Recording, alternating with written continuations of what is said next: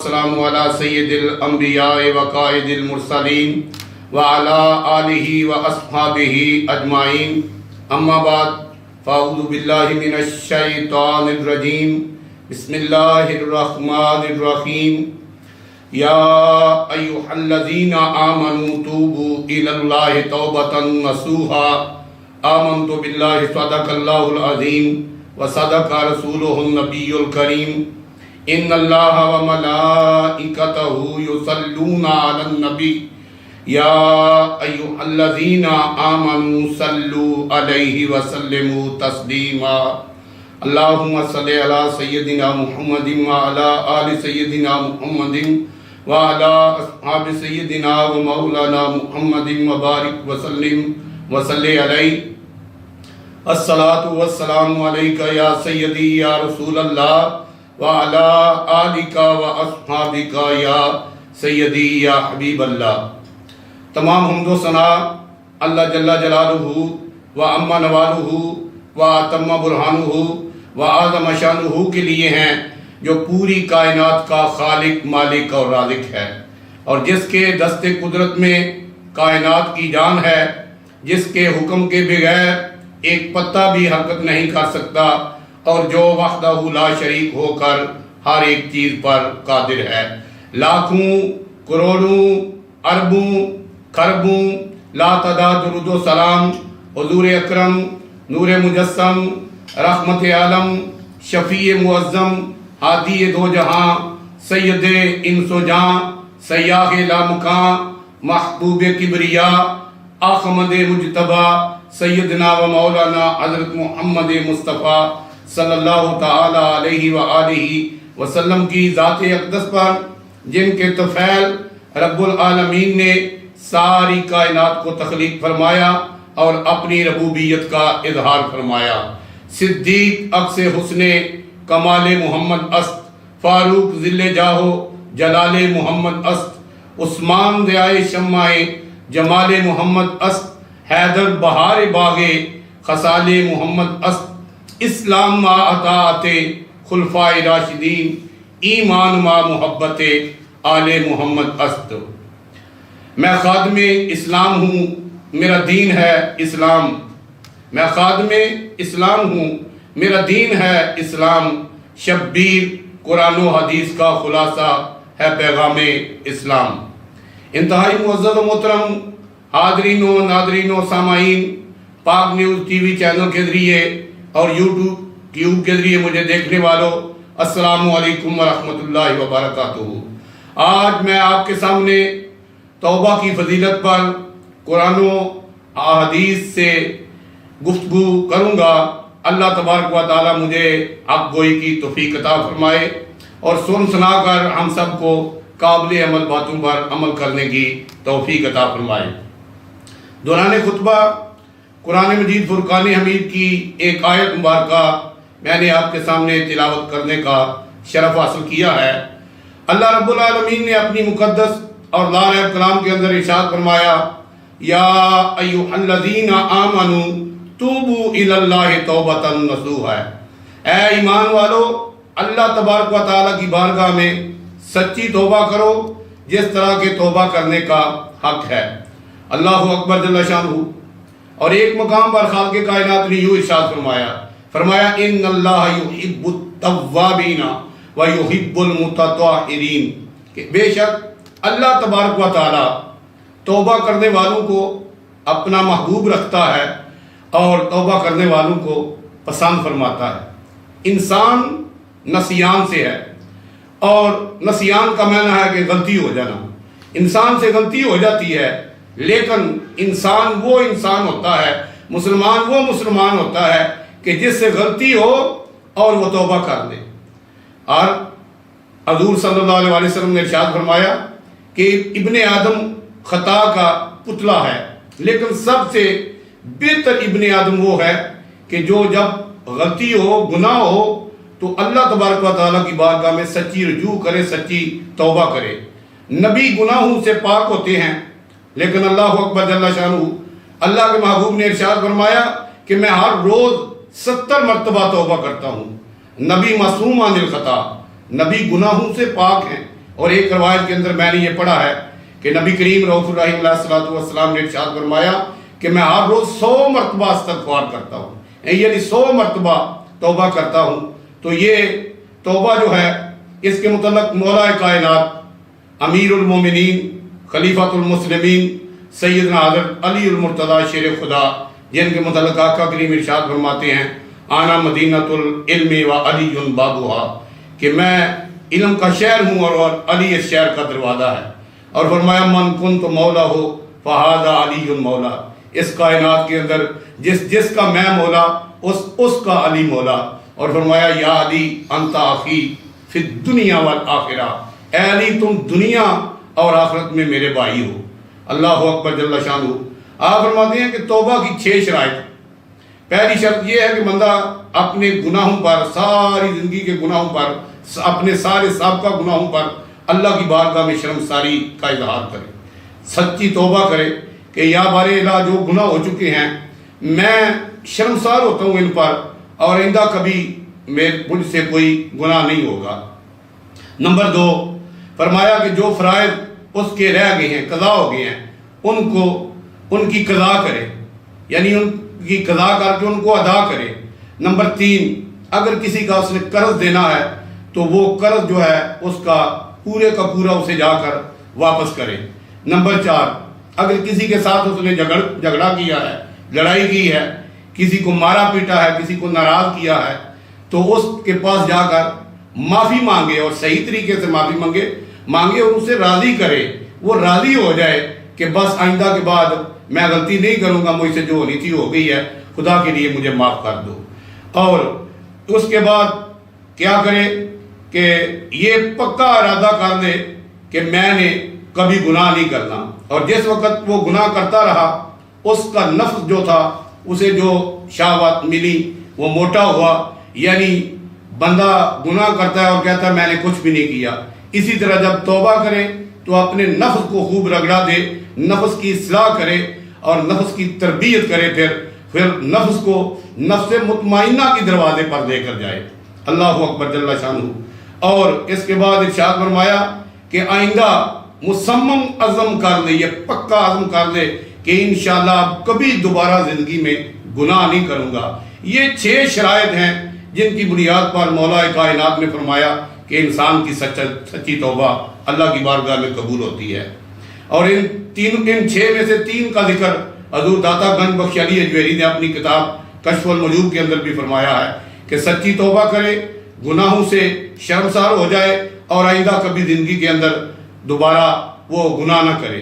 قال نبی صلی اللہ علیہ وسلم التائب من الذنب کمن لا ذنب لہ، آقا کریم صلی اللہ علیہ وسلم نے ارشاد فرمایا کہ سچی توبہ کرنے والا ایسے ہوتا ہے جیسے کہ اس نے اپنی زندگی میں کبھی گناہ کوئی کیا ہی نہیں۔ اللہ اکبر جل شانہ۔ حضرت معاذ بن جبل رضی اللہ تعالیٰ عنہ حضور صلی اللہ علیہ وسلم کے مشہور صحابی ہیں، حضور کی بارگاہ میں حاضر ہوئے، عرض کی یا رسول اللہ صلی اللہ علیہ وسلم توبۃ النصوح سے کیا مراد ہے؟ جو قرآن کہتا ہے یا ایھا الذین آمنوا توبوا الی اللہ توبۃ نصوحا، کہ اے ایمان والو اللہ کی بارگاہ میں توبہ کرو، اور ایسی توبہ کرو جس طرح کہ اس کی بارگاہ میں وہ وحدہ لا شریک ہے، وہ رازق ہے، خالق ہے، مالک ہے، اس کے حکم کے بغیر ایک پتہ بھی وما تسقط من ورقۃ الا یعلمها، اس کے حکم کے بغیر ایک پتہ بھی حرکت نہیں کر سکتا۔ تو اس کی بارگاہ میں کیسی توبہ کرنی چاہیے، اور توبۃ النصوح سے کیا مراد ہے؟ تو نبی کریم رؤوف الرحیم علیہ السلام نے ارشاد فرمایا کہ اے معاذ بن جبل، اس سے مراد یہ ہے کہ جو غلطیاں، جو گناہ اس کی زندگی میں پہلے ہوئی ہیں وہ توبہ کرنے کے بعد دوبارہ نہ ہو۔ یعنی جس طرح ہم بھینس کا دودھ نکالتے ہیں، گائے کا دودھ نکالتے ہیں، بکری کا دودھ نکالتے ہیں، جب دودھ نکال لیا جاتا ہے تو وہ دودھ واپس جانوروں کی، بھینس کی، گائے کی، بکری کی کھیری میں واپس نہیں جا سکتا۔ اس طرح فرمایا جس طرح تو گناہوں سے ایسے باز آ جائے کہ تو دوبارہ دودھ کی مثال دی، اور اس طرح ارشاد فرمایا کہ دوبارہ ان گناہوں کے پاس نہ جائے، دوبارہ وہ گناہ نہ کرے۔ یہ سچی توبہ ہے۔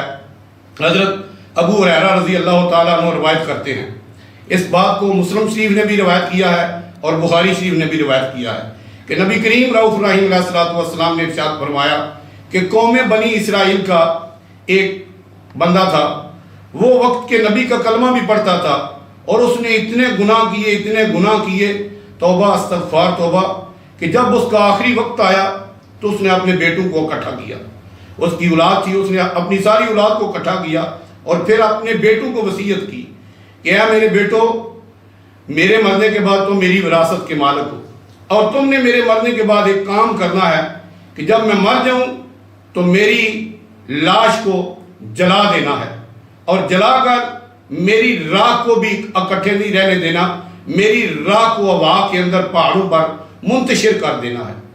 تو اس کے بیٹوں نے کہا کہ ابا جان ایسا کیوں کرے؟ تو اس نے کہا کہ اگر اللہ تبارک و تعالیٰ نے میری پکڑ کر دی، مجھے پکڑ دیا گناہوں کے سبب، تو انسانیت کی تاریخ میں مجھ سے زیادہ اور بڑا گناہ گار کوئی نہیں ہوگا۔ میں ڈرتا ہوں اللہ تبارک و تعالیٰ کی ذات سے کہ میں نے زندگی جو ہے وہ گناہوں کے اندر گزاری ہے، تو اب میری نصیحت پر جو ہے وہ آپ نے عمل کرنا ہے۔ اور پھر اولاد تھی، پھر اس نے آرڈر دیا اور پھر اولاد نے کہا کہ ٹھیک ہے، جیسے آپ نے کہا ویسے ہی ہوگا۔ اب جب اس کی روح قبض ہو گئی، وہ مر گیا، تو بچوں نے اس کی لاش کو جلایا۔ پہلے اس کی لاش کو جلایا، اس کی لاش جب راکھ کے اندر، خاک کے اندر تبدیل ہو گئی، تو پھر اس کی راکھ کو پہاڑوں پر یا ہوا کے اندر فضا میں اڑا دیا، یعنی ریزہ ریزہ ہو گیا۔ اب حضور صلی اللہ علیہ وسلم نے ارشاد فرمایا کہ قوم بنی اسرائیل کا وہ گناہگار، جب اللہ تبارک و تعالیٰ نے حکم دیا کہ اس کے جسم کی راکھ جو ہے وہ اکٹھی ہو جائے، فرشتوں نے راکھ کو اکٹھا کر دیا۔ اب اللہ تبارک و تعالیٰ نے اس کے جسم کے اندر اس کی راکھ کو تبدیل کر دیا، اور پھر جیسا ہم پڑھتے ہیں والباسل بعد الموت، کہ مرنے کے بعد اٹھائے جانے پر پھر اللہ تبارک و تعالیٰ نے اس کے جسم کے اندر روح ڈالی اور اسے فرشتوں کو حکم دیا کہ اس کو میری دربار میں میرے سامنے لا کر کھڑا کر دیا جائے۔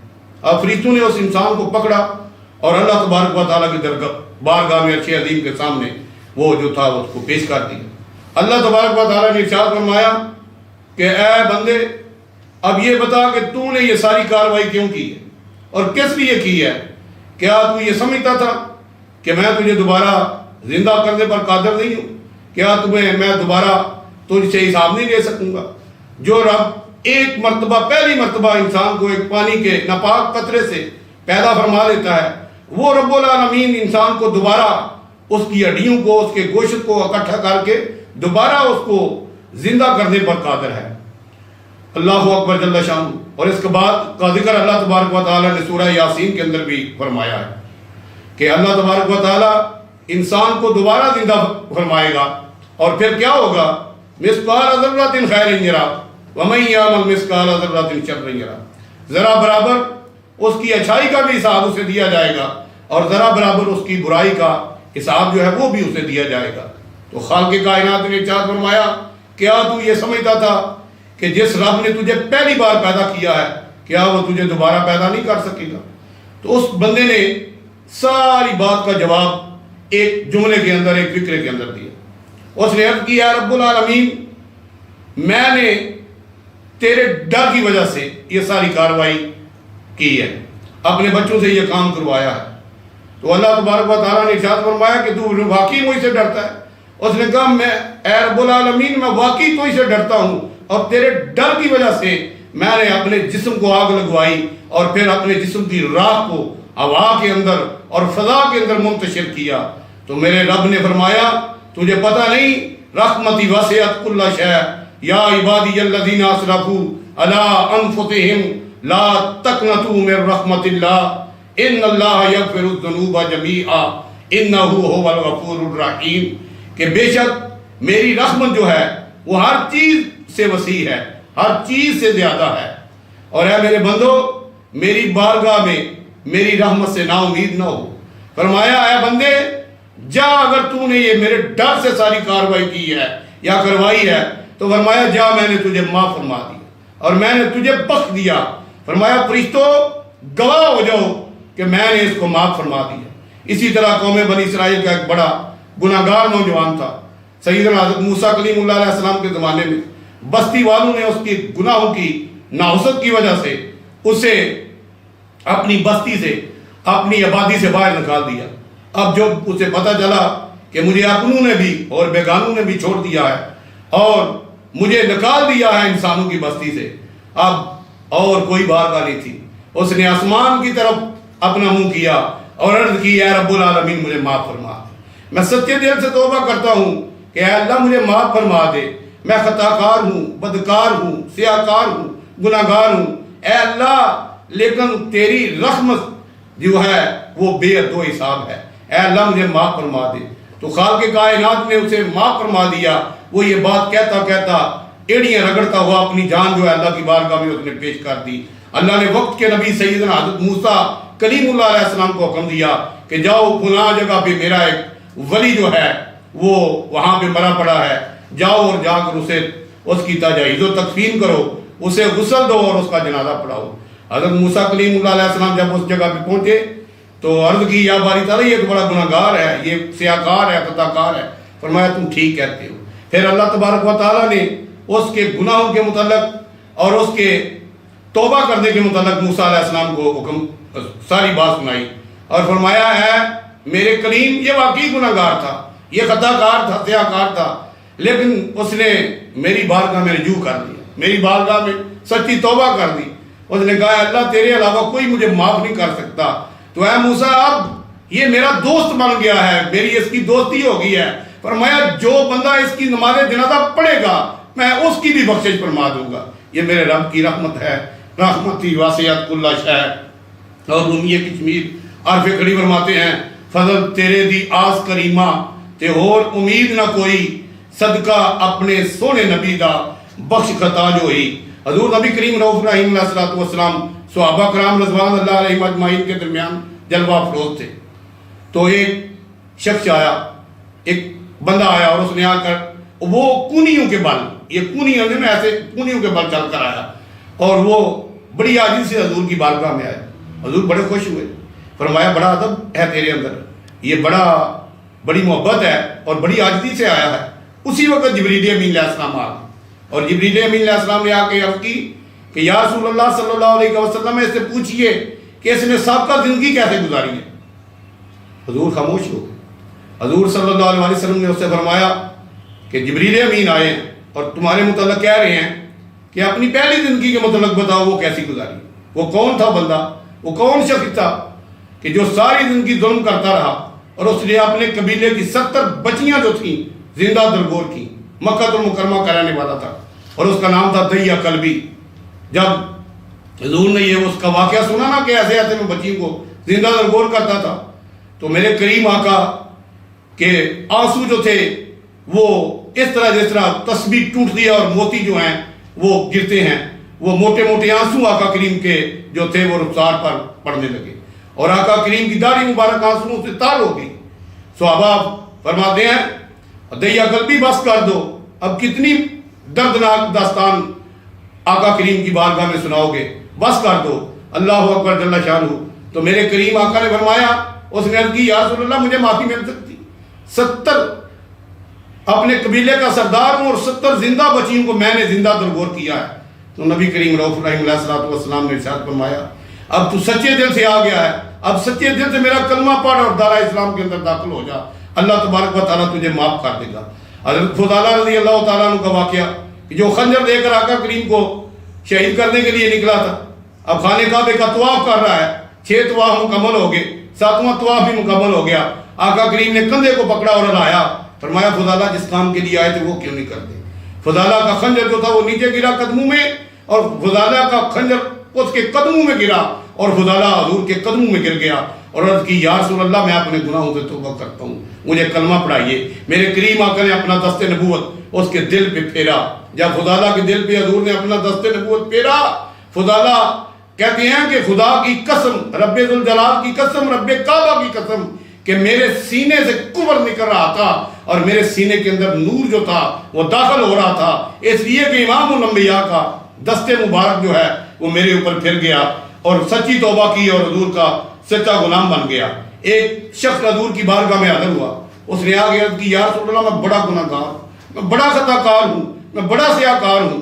آقا کریم کی بارگاہ میں عرض کرتا ہے یا رسول اللہ میرے گناہ بارش کے قطروں سے بھی زیادہ ہیں، میرے گناہ درختوں کے پتوں سے بھی زیادہ ہیں، میرے گناہ ریت کے ذروں سے بھی زیادہ ہیں، یا رسول اللہ میرے گناہ زمین و آسمان سے بھی زیادہ ہیں۔ فرمایا کیا تیرے گناہ اللہ کی رحمت سے بھی زیادہ ہیں؟ وہ گڑ گڑایا، اس نے توبہ کی اور عرض کی یا رسول اللہ کی رحمت سے زیادہ نہیں۔ تو میرے آقا کریم نے فرمایا ٹھیک ہے، اب اللہ کی بارگاہ میں توبہ کرو اور کلمہ پڑھو اور سچی توبہ کرو، آئندہ کبھی گناہ نہ کرنا۔ اس نے سچی توبہ کی، اللہ اکبر جل شانہ۔ تاریخ ان واقعات سے بھری پڑی ہے کہ بندہ جب اللہ کی بارگاہ میں سچی توبہ کرتا ہے اللہ تبارک و تعالیٰ اسے معافی عطا فرما دیتا ہے۔ لیکن ایک بات یاد رکھنا، جوانی کے عالم میں بندہ سچی توبہ کرے تو یہ کیا ہے؟ فرمایا از جوانی یہ توبہ کردن شیوائے پیغمبری، وقت پیری گرگ ظالم می شود پرہیزگارست۔ فرمایا جوانی کے وقت جب جسم زور پہ ہوتا ہے، عروج پہ ہوتا ہے، طاقت میں ہوتا ہے، ہر ایک انسان غلط کام کر سکتا ہے، کوئی پوچھنے والا نہیں ہوتا، منہ زور ہوتا ہے، شاہ زور ہوتا ہے انسان۔ فرمایا بندے اگر تو اس وقت توبہ کرے گا تو پھر کیا ہوگا؟ فرمایا از جوانی یہ توبہ کردن شیوائے پیغمبریز، وقت پیری گرگ ظالم می شود پرہیزگارت۔ فرمایا جوانی کے عالم میں توبہ کرنا انبیاء علیہ السلام کا شیوا ہے۔ بڑھاپے کے وقت تو ظالم بھیڑیا جب اسے شکار نہیں مارا جاتا وہ بھی کہتا کہ میں نے اب توبہ کر دی ہے، اور جب سورج مشرق کی بجائے مغرب سے طلوع ہوگا اس وقت توبہ کا دروازہ بند ہو جائے گا۔ لیکن انسان کی قیامت اس وقت شروع ہو جاتی ہے جب انسان پہ وقت نظر طاری ہوتا ہے، پھر آخری اس کی منزل جو ہوتی ہے وہ ساری آخرت کی منزلوں میں چلی جاتی ہے۔ یہ دنیا کی آخری منزل ہوتی ہے اور آخرت کی یہ پہلی منزل ہوتی ہے۔ حضور صلی اللہ علیہ وسلم نے ارشاد فرمایا کہ وقت نظر سے پہلے جب بندہ توبہ کر دیتا ہے تو اللہ تبارک و تعالیٰ اس کے گناہ معاف فرما دیتا ہے۔ لیکن جو بندہ اس امید پر گناہ کرتا ہے کہ توبہ کر لوں گا، ابھی جوانی ہے، بڑھاپا آئے گا، میری ابھی زندگی پڑی ہے، تو وہ بندہ بہت بڑا بدبخت بندہ ہے۔ اس لیے کہ کسی گھڑی کا پتہ نہیں ہے، تجھے ایک منٹ کا بھی پتہ نہیں ہے کہ اس کے بعد آنا ہے یا نہیں آنا۔ اس لیے ہر وقت اللہ تبارک و تعالیٰ سے ڈرنا چاہیے، حقوق اللہ کے اندر بھی، حقوق العباد کے اندر بھی، اس دنیا کی عارضی زندگی کے اندر بھی۔ اللہ تبارک فرماتا ہے ان اللہ یحب التوابین ویحب المتطہرین، کہ بے شک اللہ تبارک و تعالیٰ توبہ کرنے والوں کو محبوب رکھتا ہے، توبہ کرنے والوں کو اپنا دوست رکھتا ہے، توبہ کرنے والوں کو پسند فرماتا ہے۔ اور اللہ تبارک و تعالیٰ کی بارگاہ میں ایسی سچی اور پکی توبہ کرنی چاہیے کہ اللہ تبارک و تعالیٰ راضی ہو جائے، قوت عشق سے ہر پست کو بالا کر دے، دہر میں اسم محمد سے اجالا کر دے، کی محمد سے وفا تو نے تو ہم تیرے ہیں، یہ جہاں چیز ہے کیا لوح و قلم تیرے ہیں۔ اللہ تبارک و تعالیٰ ہم سب کو سچی توبہ کرنے کی توفیق عطا فرمائے، آمین ثم آمین، وما علینا الا البلاغ۔